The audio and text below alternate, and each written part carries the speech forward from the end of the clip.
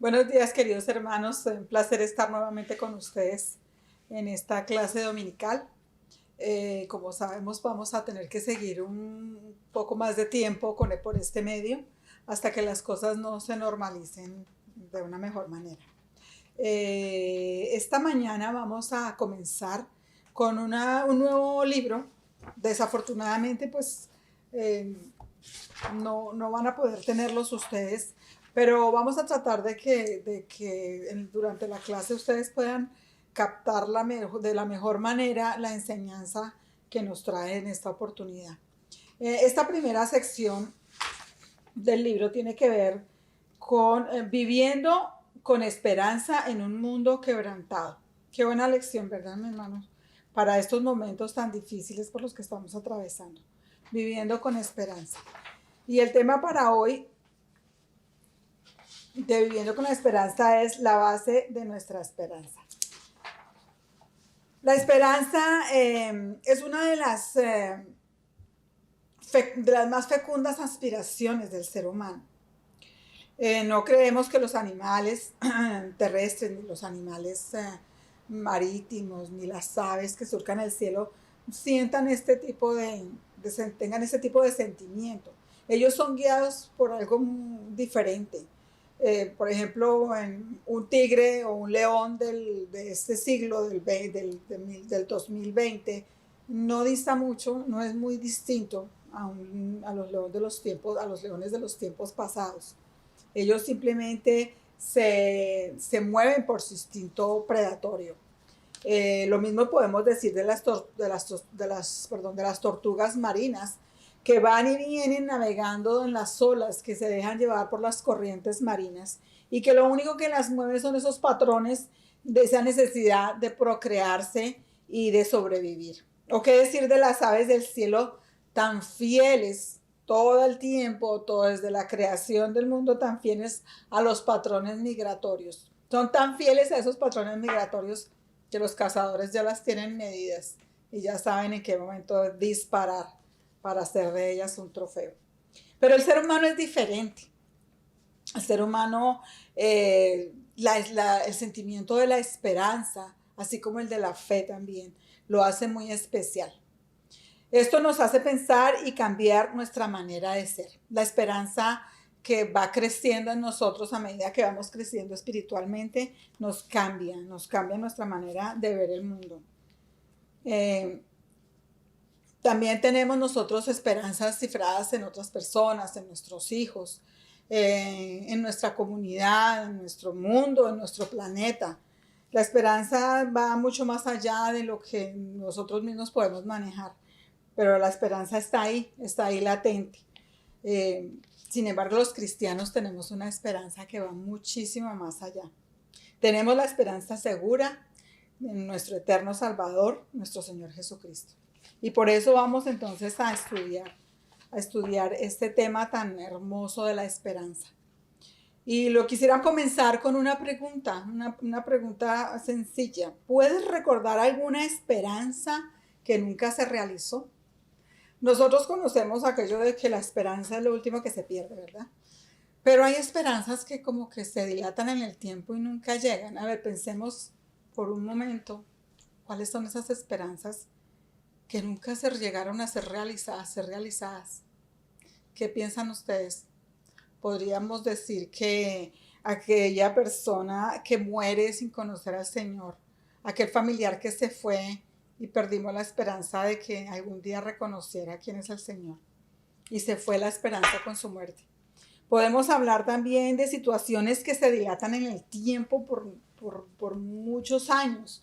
Por ejemplo, esa esperanza que tienen muchos de nuestros compatriotas, de nuestros hermanos, de una solución migratoria pronta.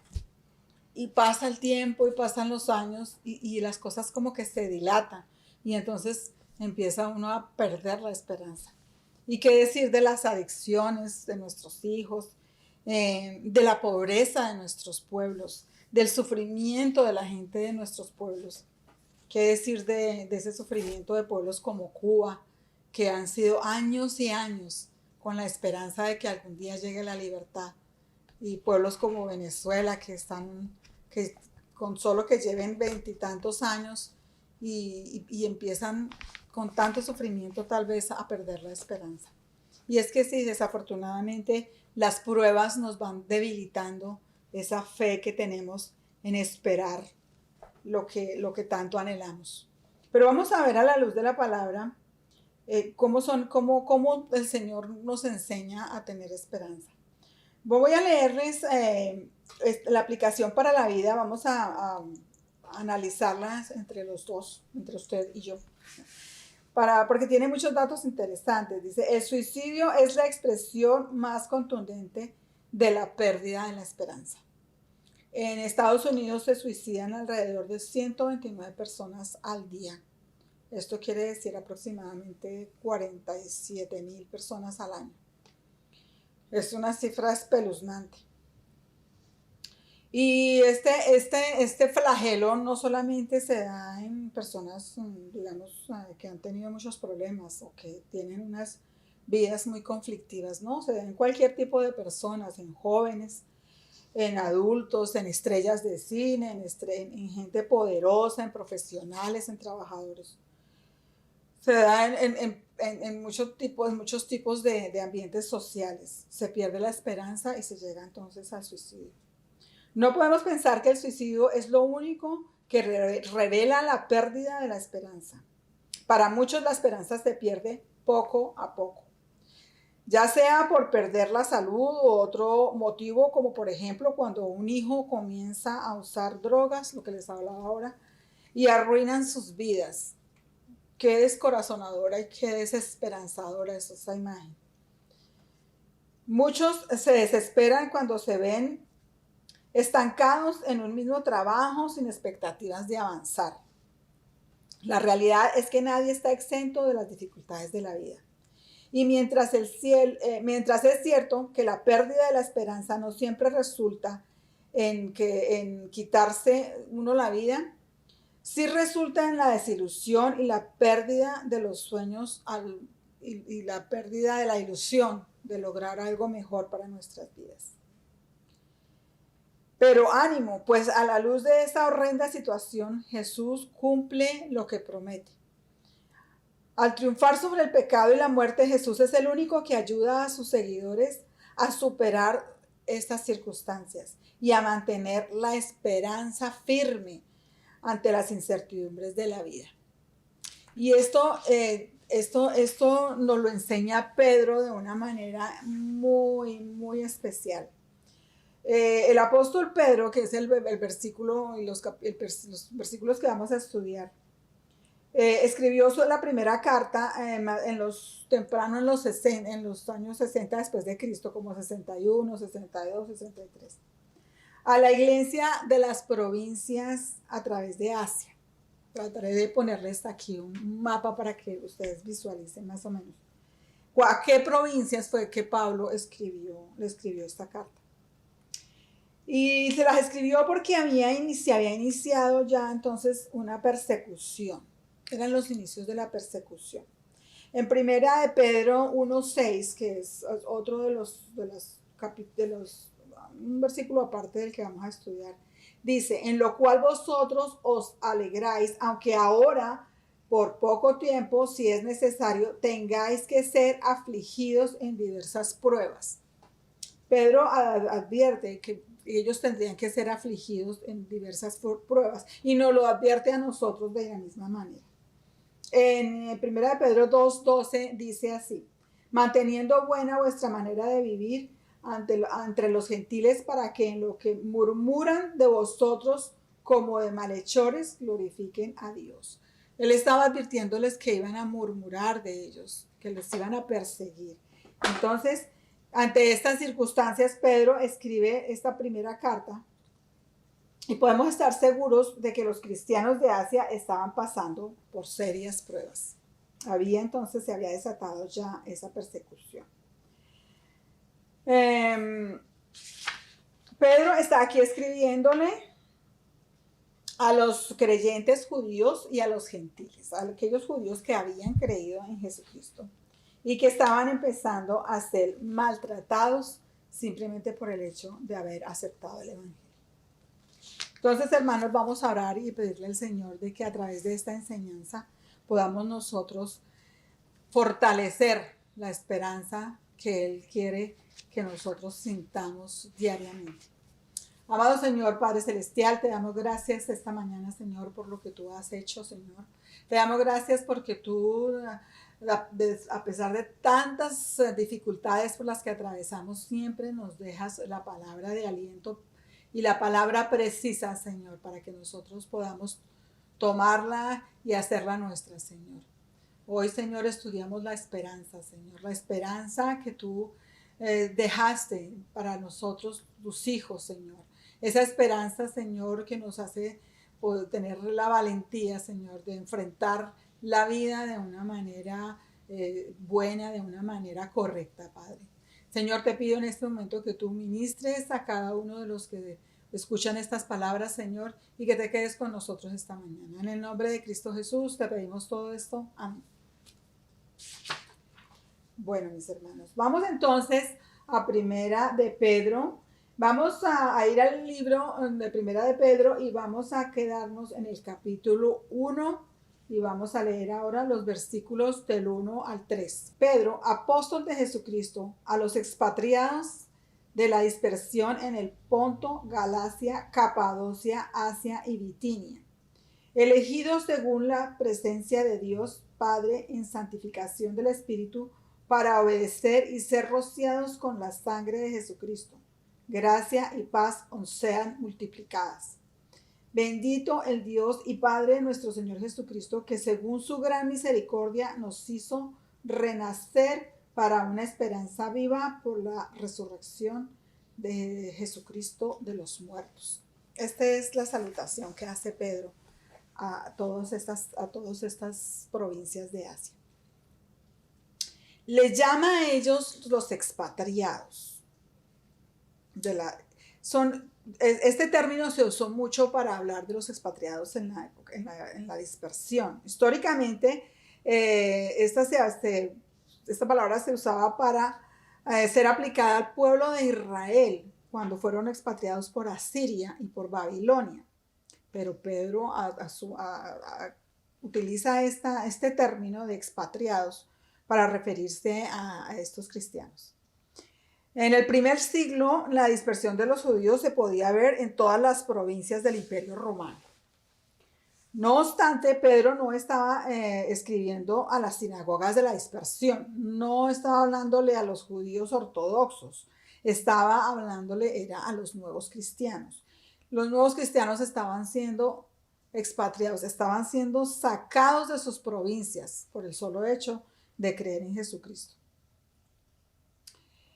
Hace esta asignación judía, porque esto es una palabra judía, a la aplicación de los creyentes en Cristo, siendo prácticamente expatriados, como le decía, de sus comunidades por el hecho de creer en el Señor.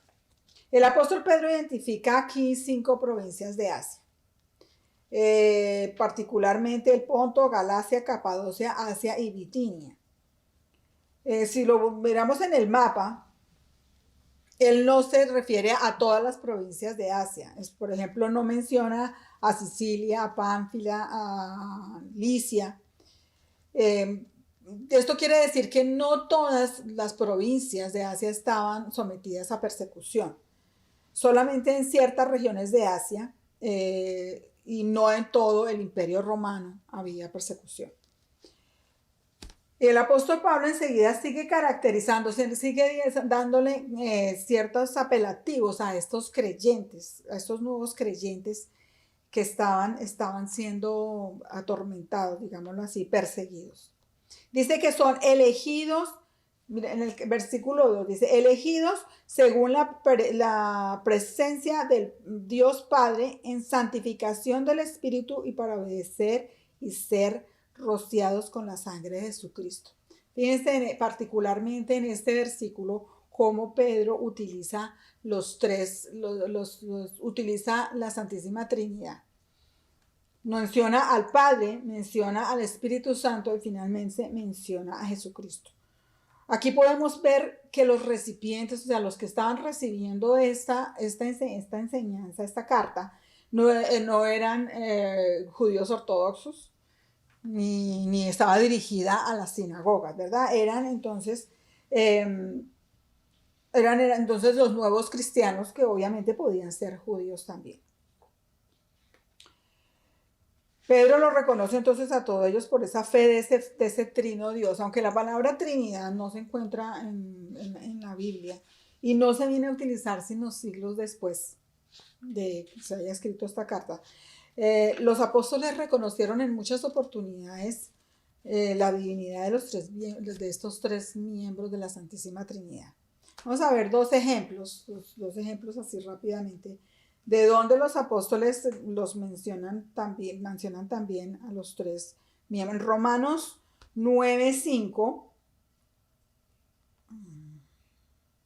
dice así: de quienes son los patriarcas y de los cuales según la carne vino Cristo, el cual es el Dios sobre todas las cosas, bendito por los siglos. Amén. Aquí menciona que Cristo es el mismo Dios. Aquí menciona dos de los miembros de la Santísima Trinidad. Y en Hebreos 1:15, 1 del 5 al 6 dice: porque ¿a cuál de los ángeles dijo Dios jamás, mi hijo eres tú, yo te he engendrado hoy? Y otra vez, yo seré a él padre y él será a mí mi hijo. Y otra vez, cuando introduce el primogénito en el mundo, dice: adórenme todos los ángeles de Dios. Entonces, ellos tenían muy claro la Santísima Trinidad, la unión de estos tres seres en un solo Dios. Bueno, entonces sigamos. Dice aquí, sobre todo, Pedro quería asegurarles a estos creyentes de Asia que estaban afligidos por diversas tribulaciones, que no estaban siendo olvidados, que no estaban solos. Pedro quería también que, lejos de que se sintieran olvidados del mundo, que ellos eran unos elegidos. Hoy podemos tomar de esta palabra para nosotros tal y cual está ahí. Nosotros somos, aunque estemos rodeados de ciertas tribulaciones, aunque no estamos perseguidos, obviamente, pero no estamos solos y hemos sido elegidos por el Señor. Seleccionados en los concilios del eterno Dios para ser santificados y continuar con obediencia ante las pruebas. Pedro extiende un saludo típico muy cristiano, que ese saludo también lo utiliza Pablo muy constantemente. Dice: gracia y paz os sea multiplicada. Esa gracia, que ya sabes, una gracia es un regalo inmerecido, se menciona para recordarles a ellos que la salvación que les dieron fue inmerecida. Y esa paz les recuerda el resultado de que, habiendo sido reconciliados con Dios por medio de su sangre en Jesús, y le fueron perdonados todos sus pecados. En el verso 3 podemos aquí entonces ver que Pedro se une con los creyentes atribulados de Asia para expresarles la esperanza que ahora tienen en común, que tenemos todavía aún todos los cristianos. Dice que el apóstol bendice a Dios Padre, que los hizo renacer, es decir, los regeneró y los hizo nacer de nuevo. Al darles el nuevo nacimiento, también les dio una nueva expectativa de vida. Dice que aunque siendo maltratados, estaban sintiendo, ellos deberían estar sintiendo, y estaban maltratados, estaban sintiendo un gran costo económico, un gran costo emocional, un gran costo social por haberse aliado a Cristo. Esto no era una pérdida para ellos que los debiera llevar pues a la desesperanza. Al contrario, tenían una esperanza viva en el Señor Jesucristo, quien había resucitado de los muertos. Estos 3 versículos representan la esperanza del creyente, que está basada en la muerte y en la resurrección de Jesús. Esta es una seguridad eterna que nosotros tenemos y se refleja en esa fe genuina que nosotros debemos expresar. No importa qué tan maltratados y qué tan vituperados estemos, cuando seamos seguidores de Cristo tenemos esa esperanza viva. Resumiendo entonces, Pedro identifica a sus lectores como expatriados, dentro de sus mismas comunidades, Pedro los encomienda al Trino Dios y Pedro les recuerda que son recipientes de la gracia y la paz de nuestro Señor Jesucristo. Estas son cosas que nosotros tenemos que tener bien presentes. Nosotros también hemos sido encomendados a ese Trino Dios y también recibimos la gracia y la paz a través de nuestro Señor Jesucristo. Bueno, sigamos ahí adelante, entonces viene Primera de Pedro del 4 al 5 y dice así: para una herencia incorruptible, incontaminada e inmarcesible, reservada en los cielos para vosotros, que sois guardados por el poder de Dios mediante la fe, para alcanzar la salvación que está preparada para ser manifestada en tiempos postreros. Qué increíbles palabras, hermanos. Esa herencia incorruptible que nos espera. En estos versículos, entonces, Pablo continúa mostrándoles qué es lo que hace el Señor cuando ese creyente nace de nuevo. Y es que les da una nueva esperanza, mucho más gloriosa que cualquier otro anhelo que ellos puedan tener. Mucho más grande de esa esperanza que dice que esta vida continuará después de la muerte. Sobre todo el creyente tiene la seguridad a través de estas palabras de una herencia incorruptible, incontaminada e inmarcesible. Vamos a ver aquí qué es lo que conlleva estas palabras como tan grandes, ¿verdad?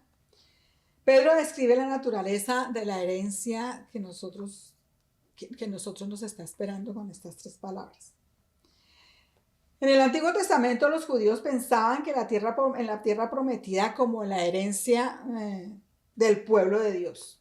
Ellos siempre hablaban de su herencia, pero siempre no se mencionaba mucho esa herencia celestial, sino hablaban mucho de su tierra, ¿verdad?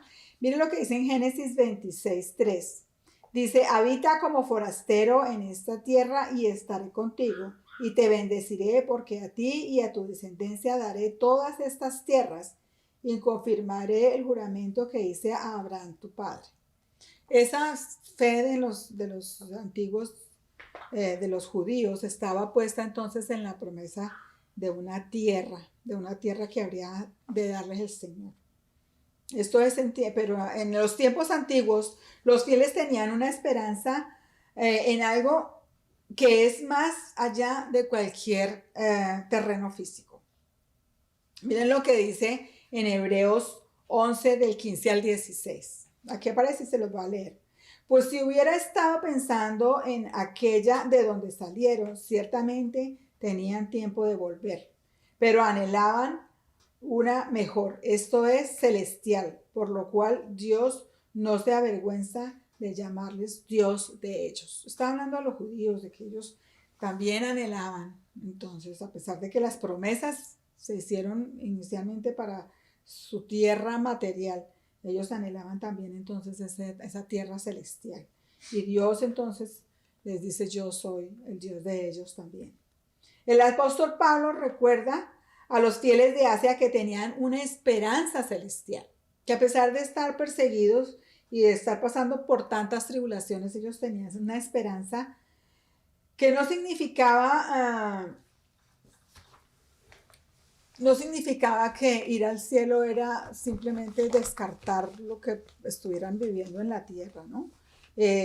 No debían tampoco descartar la esperanza de lo que ellos podían esperar en vida, porque también esa esperanza se extiende a este momento en el que estamos viviendo. No solamente esa esperanza venidera, sino ellos también deberían entender que esa esperanza estaba también en este mundo. Y es que el Señor nos regala muchísimas promesas en donde podemos cifrar nuestra esperanza. Aquí habla entonces Pedro de tres aspectos de esa esperanza, de esa herencia en la que tenemos cifrado todo nuestro ser. Dice que es incorruptible. ¿Qué quiere decir la palabra incorruptible? Que nunca caerá víctima de las fuerzas naturales del tiempo, de los ladrones, de las incertidumbres que pueden aniquilar por completo la herencia en este mundo. No hay forma de que sea corrupta esa esperanza. La llama también incontaminada. Pareciera que es como la misma palabra, ¿verdad? Dice, en la ley de Moisés Dios trata la contaminación con mucha severidad. Si vamos por al libro de Levítico, vamos a ver cómo el Señor manejaba mucho la impureza y quería que las impurezas no entraran a su tabernáculo. En ningún momento permitía que Israel ofreciera animales con defectos, animales con llagas, animales con torceduras, con defectos físicos. Él quería una total y absoluta pureza dentro del tabernáculo. En esa herencia celestial que nos espera a nosotros no se halla nada impuro, nada contaminado, nada pecaminoso. Todo es un reino santo y eterno. Y esta palabra inmarcesible, esa palabra siempre me ha llamado mucho la atención porque los colombianos recuerdan que esta palabra se dice en el coro del himno nacional de Colombia. O gloria inmarcesible o júbilo inmortal. Y aquí cuando la miramos, ¿qué quiere decir? Pues como que nos da unas luces de lo que el autor quiso decir cuando hablaba de gloria inmarcesible. Bueno, dice que en la vida muchos se dedican a calumniar bienes que en realidad, a acumular bienes que en realidad solo les sirven para vivir vidas vacías. Cuando ven que nada de este mundo puede darles satisfacción eterna. Pero al contrario, Pedro les está asegurando que este galardón, esta herencia celestial, nunca perderá su belleza y su atractivo. Entonces, esa inmarcesible quiere decir que es hermosa, que es atractiva, que nunca perderá todos estos atributos y que siempre va a estar ahí esperándonos. Qué bueno pensar que el Señor hasta en esos detalles tiene prevista esa herencia, que sea hermosa y atractiva. Si el creyente duda de esta certeza, Pedro le recuerda que la herencia es segura porque está reservada en los cielos, donde ni la polilla ni el orín corrompen y donde los ladrones ni minan ni hurtan. Eso está en Mateo 6:20. Entonces, estos hermosos versículos nos dan entonces esa esperanza de que todo eso que está reservado allá para nosotros se mantiene tal cual como el Señor lo dijo desde el principio de los tiempos. Pero les asegura que ellos están siendo guardados por el poder de Dios. Y usted y yo también estamos siendo guardados por el poder de Dios. En términos militares, ¿qué significa estar guardado, estar reservado, estar protegido? En Judas 24, Dios dice, es poderoso para guardaros sin caída y preservaros sin mancha delante de su gloria con gran alegría. Judas nos ratifica aquí que el Señor nos guarda y nos protege para poder entonces disfrutar de eso que nos tiene reservados, de esa esperanza, que esa esperanza está cifrada en cosas muy, muy ciertas.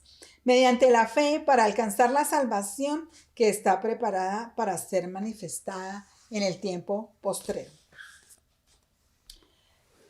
Resumiendo aquí entonces estos versículos, dice, Pedro caracteriza el galardón del creyente como una herencia incorruptible, incontaminada e inmarcesible.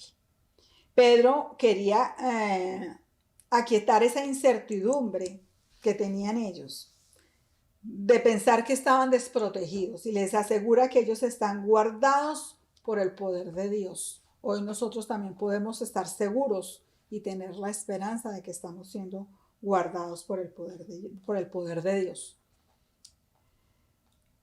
Tenemos una pregunta aquí que nos hacen, dice, ¿puede mencionar alguna experiencia que te haya demostrado la seguridad de la esperanza en Cristo? ¿Usted ha experimentado que esa esperanza en Cristo es segura? ¿Ha tenido alguna experiencia que le pueda mostrar que verdaderamente el Señor eh, va a cumplir con nuestras expectativas de esa esperanza? ¿Qué piensan ustedes? Yo tengo aquí algunas notas que escribí pensando en esta pregunta. Dice, nos levantará cuando caemos. Su espíritu nos anima constantemente a no decaer. Cuando nosotros empezamos a como aflojar, como que dejamos de leer las escrituras, porque a todos nos pasa en algún momento de nuestra vida cristiana de que bajamos la guardia y dejamos de escudriñar las escrituras, dejamos de buscar su palabra. Y entonces empezamos a decaer. Siempre está allí entonces la esperanza de que Cristo vuelve y nos anima, y el Espíritu Santo vuelve y nos impulsa a seguir buscando de Él. Esa es una experiencia que yo he tenido, de que estoy segura de que el Señor no va a dejar que yo caiga completamente, que yo me suelte de su mano. Siempre el Espíritu Santo va a estar presto para ayudarme en esos momentos de debilidad, a decir, bueno, vuelve a tomar el rumbo, vuelve a tomar el camino, vuelve a coger la palabra y vuelve a seguir adelante. Esa esperanza yo la tengo muy presente siempre, y siempre que me siento decaída sé que el Señor tiene palabra para mí en sus escrituras. No deje que ese desánimo que a veces nos llega nos haga perder la esperanza. No deje, no, esté seguro de que el Señor siempre va a estar pendiente para que nosotros podamos volver a retomar el camino y las sendas que a veces como que quieren perderse. Bien, ahora miremos finalmente la última parte de este estudio, que está en 1 de Pedro 1, del 6 al 9, y dice así: en lo cual vosotros os alegráis, aunque ahora por un poco de tiempo, si es necesario, tengáis que ser afligidos en diversas pruebas, para que sometida a prueba vuestra fe, mucho más preciosa que el oro, el cual, aunque persedero, se prueba con fuego, sea hallada en alabanza, gloria y honra cuando sea manifestado Jesucristo, a quien amáis sin haberle visto, en quien creyendo, aunque ahora no lo veáis, os alegráis con gozo inefable y glorioso, obteniendo al fin de vuestra fe, que es la salvación, el fin de vuestra fe, que es la salvación de vuestras almas. Aquí Pedro les alienta entonces con estas palabras. En el versículo anterior, en el versículo 5, veíamos que Pedro introduce la responsabilidad del creyente de vivir mediante la fe, cualquiera que sean las circunstancias por las que está atravesando, sabiendo que su salvación personal y su herencia están aseguradas eternamente, como ya lo habían dicho, en Dios. Ellos pueden mostrar alegría en medio de las diversas pruebas. Nosotros también deberíamos mostrar alegría en medio de las diversas pruebas. Esto no significa que vayamos a ser masoquistas. Mucho cuidado. No tiene nada que ver. El cristiano sabe que las pruebas tampoco significan que Dios los esté castigando. El creyente puede mostrar alegría en las pruebas porque sabe que son por poco tiempo. Una prueba no es eterna, una prueba no dura por mucho tiempo. Mientras que el juicio de Dios es horrendo y eterno, eso sí, es eterno. Las pruebas en los fieles son limitadas. A nosotros cuando nos llegan las pruebas, estas sabemos que tienen un fin y que tienen una duración. Miren lo que dice Apocalipsis 2:10. Dice, no temas en nada lo que vas a padecer. He aquí, el diablo echará a algunos de vosotros a la cárcel para que seáis probados, y tendréis tribulación por 10 días. Sea fiel hasta la muerte y yo te daré la corona de la vida. Esto está en Apocalipsis, para que vean un poco, que las pruebas dice que tendréis tribulación por 10 días. No es que sean exactamente los 10 días, sino tratando de decir que será por muy corto tiempo. Dice, si el cristiano se goza en las pruebas es porque sabe que tiene un efecto purificador. Y aquí vamos a entrar a la cómo se refina el oro. El oro se prueba así, sometiendo a prueba vuestra fe, muchas más preciosa que el oro, el cual, aunque persevero, se prueba por fuego.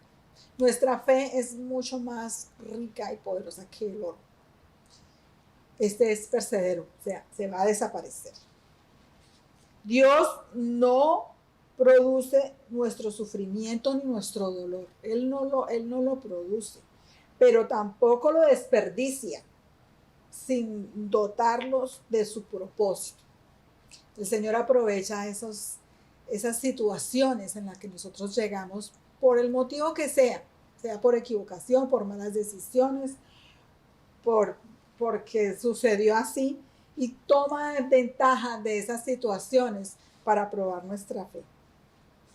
Dice, cuando el oro es refinado, las impurezas salen a la superficie para ser removidas, dejando al oro puro. Esta es una analogía que siempre se ha hecho y se ha traído mucho en los estudios de cómo, así como se refina el oro por fuego, así nosotros somos refinados. Pero yo quiero traerles unos ejemplos un poco más vívidos de cómo realmente nos refinamos nosotros. ¿Qué es realmente refinarnos? Supongamos que estamos en una prueba muy difícil, que entramos en ese fuego donde nos estamos quemando de dolor, de angustia, de desesperación. Y sabemos que de esta prueba vamos a salir puros y refinados. ¿Cómo? Vamos a suponer que esa prueba nos exige no pecar. Cuando usted tiene una prueba, digamos que sea una prueba económica, de esas donde dice usted, ya me van a quitar la casa, ya me van a, bueno, perdí mi trabajo, etcétera, etcétera, esas las que muchos hemos pasado y muchos conocemos. Lo importante es que durante esa prueba usted no peque. No peque ¿cómo? Usted no se deje tentar por robar, por ejemplo, por mentir, por hacer trampa, por hacer firmar papeles que no son ciertos, por hacer triquiñuelas bancarias o entrar en falsedades para poder obtener beneficios. Cuando usted, aunque eso le vaya a salvar la situación, aunque usted vea que ese tipo de situaciones le va a salvar la situación momentáneamente, usted no se deje tentar por esas cosas que finalmente van a quemarlo en el fuego eterno. Usted simplemente sométase a ese fuego, tenga fe y tenga esa esperanza en que el Señor no lo va a dejar que sucumba en esa situación. Cuando usted se mantiene firme en las cosas en las que usted cree, en las cosas que usted ha aprendido del Señor, en las cosas que la palabra le ha enseñado, usted no se deja quemar en esa prueba. Simplemente esas cosas van a empezar a desechar, van a salir de su vida. Esas ganas de hacer trampa, esas ganas de firmar papeles que no son buenos, esas ganas de pasar dinero por debajo de la mesa, esas ganas de todos esos pecadillos que hoy en día se cometen para poder tener beneficios. Cuando usted se mantiene alejado de esos, usted sale como oro refinado. Y esa impureza se va a alejar de su vida. Y cuando nosotros le decimos que no al pecado, el pecado no vuelve a tentarnos. Pueda que vuelva, pero usted ya va a estar mejor parado. Usted ya va a saber que en la primera vez el Señor no lo dejó, no lo soltó. Y entonces usted va a estar tranquilo y va a estar firme y no se va a dejar quemar por esa tentación. No se desespere en esas pruebas donde la desesperación nos puede llegar a cometer y a tomar decisiones equivocadas. A veces en los sufrimientos con nuestros familiares, en las peleas, en los problemas con los hijos, con la familia, con el cónyuge, nosotros nos vemos tentados a maldecir, a odiar, nos llenamos de venganza, nos llenamos de rencor. Esa prueba, ese fuego por el que usted está pasando, si usted no se aleja de estas circunstancias, y usted no permite que ese fuego lo queme a usted, y lo impulse a tomar malas decisiones, entonces usted va a salir refinado, más refinado que el oro. y todas esas impurezas van a ser sacadas de su vida. ¿Usted tiene algún altercado con alguna persona, con un hermano, con un amigo, con un vecino, con una familia? Aleje esos malos sentimientos, ese odio, ese rencor, esa angustia que usted tiene por ese dolor. Usted siente que se quema por dentro con eso. Entrégueselo a Dios. Tenga esperanza en Él, tenga esperanza en la palabra. Que resista la prueba. Resista y confíe en el Señor. No tome decisiones con cabeza caliente. Y va a ver cómo la prueba, ese fuego por el que usted está pasando, lo va a sacar refinado y le va a dar una paz que sobrepasa todo entendimiento. Esas son las pruebas en las que usted se refina, con las pruebas en las que usted sale puro y sale limpio y sale renovado, cuando usted no le da pie al pecado, cuando usted no le da pie a la rabia, a la envidia. Eso es refinarse como el oro, sacar esas impurezas de nuestra vida. Y el Señor seguro, si usted confía en el Señor, seguro que va a estar ahí, porque Él es nuestra esperanza. En Él podemos cifrar nuestras esperanzas constantemente. Dice entonces, dice que Él permite que las pruebas refinen nuestra fe para detectar los defectos y ser eliminados por medio de la santificación del creyente. Estas pruebas, este fuego por el que a veces pasamos, lo único que busca es santificar nuestras vidas. La santificación de nosotros es muy, pero muy importante.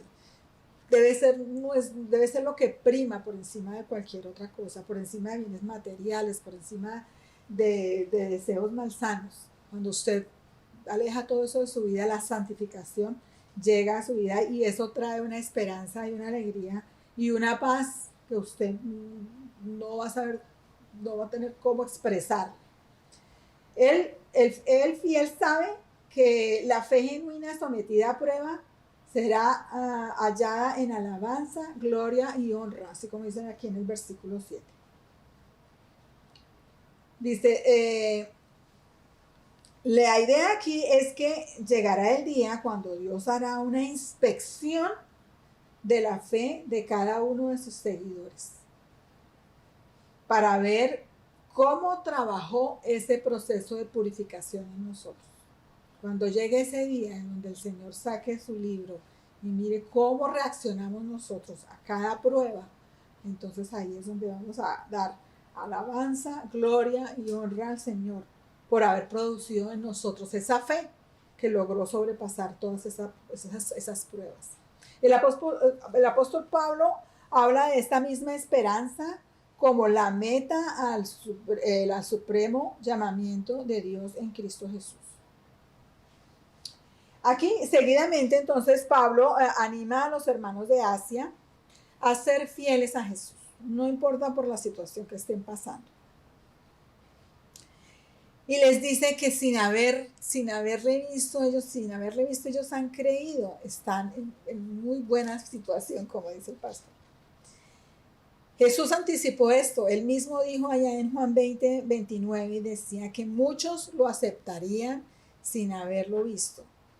Ese gozo inefable y ese gozo glorioso no depende de haber visto con ojos naturales al Señor. Y nosotros somos fiel copia de eso. Nosotros nunca le hemos visto, pero nuestra fe está puesta en Él, como si lo hubiéramos visto ayer, como si ayer nos hubiera dicho quién es Él. Finalmente en el versículo 9 dice, obteniendo el fin de vuestra fe, que es la salvación de vuestras almas. Dice, por ende, el creyente es una nueva criatura que expresa una fe genuina y bifocal. Por una parte, encuentra el perdón en la cruz, con esta fe. Y por otra parte, expresa su fe con esperanza en la redención completa en el día futuro. ¿Qué es lo que nos mueve a nosotros, hermano? ¿Qué es lo que nos llena de ese ánimo de seguir adelante? Es la esperanza de que un día vamos a estar con Él. Porque como dice aquí la idea central, solo la esperanza en Cristo es segura y cierta. Solamente la esperanza en Él. Para resumir entonces, ellos debían reconocer la necesidad de la prueba reconozcamos la necesidad de las pruebas, hermanos. Sin pruebas no hay crecimiento. Si no somos pasados por el fuego, no hay pureza, no hay santificación. Pedro los insta a que acepten las pruebas de buena manera. Debían reconocer el propósito y el fin de las pruebas. Todo para alabanza, gloria y honra de su nombre. Y debían reconocer el motivo de sufrir las pruebas. Para Pedro, el único motivo suficiente era el amor por Cristo, quien sufrió para liberarnos del pecado. Hermano, las pruebas de la vida sí son duras, son dolorosas, pero esa esperanza que tenemos en Él, esa esperanza que nos lleva a aceptarlas y a pasarlas con entereza y a pasarlas con la cabeza en alto y sin necesidad de entrar en ningún pecado, sin dejarnos tentar por el enemigo. Esas son las pruebas que nos van a llevar a estar en su presencia en algún momento, porque esa es la esperanza. Esto es todo, hermanos. Vamos a orar para que el Señor haga de estas palabras, nos las recuerde, nos las traiga en esos momentos tan duros que tenemos que vivir en esta vida. Señor, amado Dios, bendito Padre, gracias te damos, Señor, por el trabajo que tú haces en nuestras vidas, Señor. Gracias te damos porque a través de las diversas pruebas, Señor, esas pruebas que tú aprovechas, Señor, para hacernos ver tus propósitos, para enseñarnos tus caminos, Señor. Gracias porque esas pruebas, Señor, nos van a llevar a estar un día ante tu presencia. Esas pruebas bien manejadas y esas pruebas de tu mano y con la fe puesta en ti, Señor, nos van a llevar a estar en tu presencia con un corazón limpio, con un corazón puro, con esa santificación que tú estás buscando en cada uno de tus hijos, Señor, que estás buscando que cada uno de nosotros tengamos. Padre Santo, te entregamos todas nuestras cargas, todas nuestras pruebas. Te las entregamos, Señor. Sabemos que tú las manejas, que tú las diriges, que tú tienes un propósito para cada una de ellas. Señor, te las entregamos y quedamos en paz, porque sabemos que tú al final nos vas a mostrar que tuvieron una razón especial de ser. Gracias, Padre, quédate con nosotros. Síguenos alimentando, síguenos animando, Señor, a seguir tu palabra y tu camino. Y en el nombre de Cristo Jesús, quedamos en tu presencia, Señor. Amén. Gracias, hermanos. Los espero a un ratico en el culto.